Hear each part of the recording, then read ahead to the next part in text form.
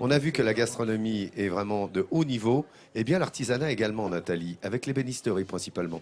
Avec un ébéniste qui a eu plusieurs vies. C'est un ancien militaire chez les chasseurs alpins. Mais déjà à l'époque, il était passionné d'ébénisterie, de sculpture sur bois. Aujourd'hui, il est ébéniste et officier de réserve. Donc je vous propose d'aller découvrir son univers à Montgiraud-Sontron. Ses œuvres qui sculptent uniquement avec des essences locales. C'est au milieu des cimes, dans un calme absolu, blotti entre les villages de Montgiraud et de Sontron, que le petit bourg de Villaret se situe. Les quelques maisons qui forment cette agglomération ont toutes les caractéristiques de la région. Comme le veut la tradition savoyarde, le bois et la pierre sont les principaux matériaux utilisés pour leur construction.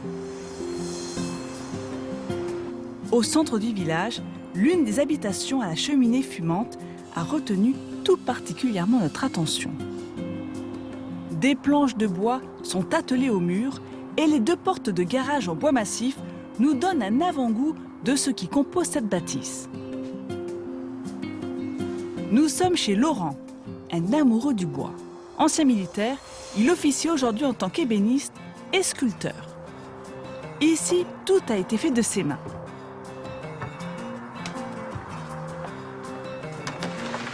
À l'origine, il y avait une ferme en ruine. Mais aujourd'hui, nous avons face à nous une demeure au charme puissant, un lieu unique. Cette maison nous ressemble. On a voulu la faire à notre image et je pense qu'on n'a pas trop mal réussi. Quand on rentre chez Laurent et sa femme Sandrine, on est tout de suite séduit. Le grand escalier qui trône au centre de la maison, les poutres, la charpente, tout ici est en bois.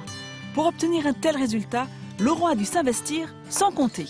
En regardant la maison maintenant, je ressens une certaine fierté parce qu'on y a mis beaucoup de nous dans cette maison. On a beaucoup travaillé, on a sué, on a eu des moments de doute parfois. Il ne faut pas le cacher, c'est pas toujours facile une rénovation. Et ça implique de vivre des fois dans un chantier permanent. En plus de la rénovation, le couple s'est également chargé de la décoration. Les détails sont incroyables et les influences multiples. Ces 21 ans de carrière dans l'armée, dont de nombreux voyages, l'ont fortement inspiré. Ici, par exemple, on a un pilier sculpté. Alors, on s'est inspiré d'un pilier que l'on trouve dans la vallée de la Swat, au nord du Pakistan, sauf que Sandrine a eu l'idée d'avoir un pilier vide à l'intérieur avec un éclairage, alors qu'habituellement ce sont des piliers pleins. Il a été réalisé à Narol, y compris le chapiteau. Et la particularité de la Rolle, c'est que ce bois, on peut travailler les nœuds. Les nœuds ne se rétractent pas. Sa créativité et ses inspirations étant sans limite, Laurent a décidé aujourd'hui de construire une luge. Et quand il s'affaire dans son atelier, il n'arrête pas. Ici, nous avons un morceau de frêne. Et dans ce morceau de frêne, je vais tirer les 4 pieds et les 2 traverses de la luge. Dans ses choix de confection, rien n'est laissé au hasard. Le frêne est un bois qui est relativement résistant, qui peut se plier. On fait pas mal de manches d'outils avec. Laurent n'a pas suivi de formation, ce qui ne l'empêche pas de maîtriser parfaitement son nouveau métier. Je suis totalement autodidacte, aussi bien en ébénisterie qu'en sculpture sur bois. J'ai appris un tout petit peu avec mon père qui était ébéniste amateur, en lisant des livres, en allant demander conseil parfois à des ébénistes. Mais c'est surtout avec beaucoup de bon sens, un petit peu d'or dans les doigts aussi, on y arrive. Après plusieurs découpes, les morceaux de la luge commencent à prendre forme et arrive l'étape de l'assemblage. Un moment qu'affectionne notre ébéniste. Ça fait plaisir parce qu'on voit l'objet qui va bientôt être terminé. On espère qu'il aura une vie après et qu'il sera utile à quelqu'un. Parce qu'il faut plus d'une journée pour confectionner l'objet, Laurent décide de nous montrer les finitions sur une luge qui lui a été commandée par un ami et qu'il a fini d'assembler. J'ai banni de mon atelier tout ce qui est produits chimiques, vernis, lasure, ainsi de suite. Et je ne travaille qu'avec des huiles ou cire naturelle. Après avoir nourri le bois, l'ébéniste rejoint son atelier de sculpteur, où il va procéder à l'embellissement de la luge. C'est insignifiant, mais ça va complètement changer la personnalité de l'objet. Après un travail minutieux et un dernier polissage, l'artiste paraît satisfait de sa production. Bon, encore une ou deux petites finitions à faire, mais je pense que cette luge fera des heureux. Parce qu'il reste un grand enfant et pour nous prouver la solidité de sa confection, Laurent n'hésite pas à tester lui-même son nouveau bolide. Quel bonheur de le voir glisser ainsi. Voilà, on n'a pas beaucoup de neige, mais ça glisse quand même. Et au vu du sourire de Laurent, le test semble réussi.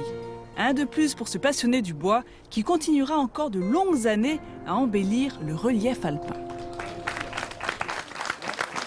Et regardez ce que je vous ai apporté. Il fait également de la pyrogravure, je trouve ça très mignon.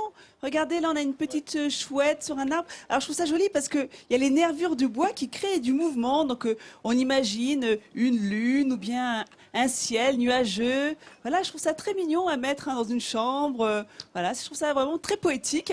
Et parfois même, il met des photophores au-dessus. Alors après, il y a des choses beaucoup plus, on va dire, compliquées à faire, hein, beaucoup plus... disons, beaucoup plus travaillé, comme ce meuble. Alors, ce coffre, il est incroyable. Moi, je le trouve très beau. C'est un meuble, c'est un coffre qui a une identité. On reconnaît bien les motifs qu'on retrouve souvent à la montagne, comme les rosaces. Alors, pourquoi est-ce qu'on retrouve souvent ces motifs? Parce que c'était les plus simples à faire à l'aide d'un compas.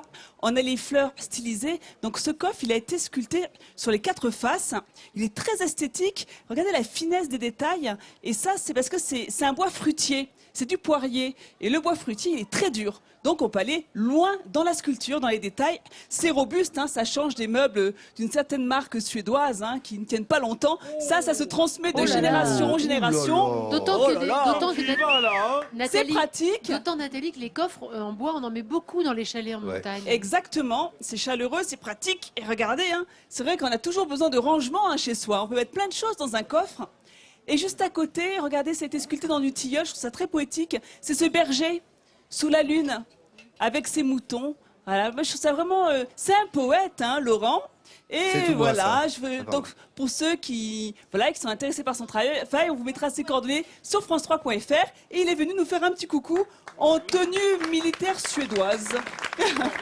Norvégienne, pardon. Mais il est bien français. Voilà, Laurent Martin, et donc encore bravo. Merci, merci Nathalie, bravo, félicitations.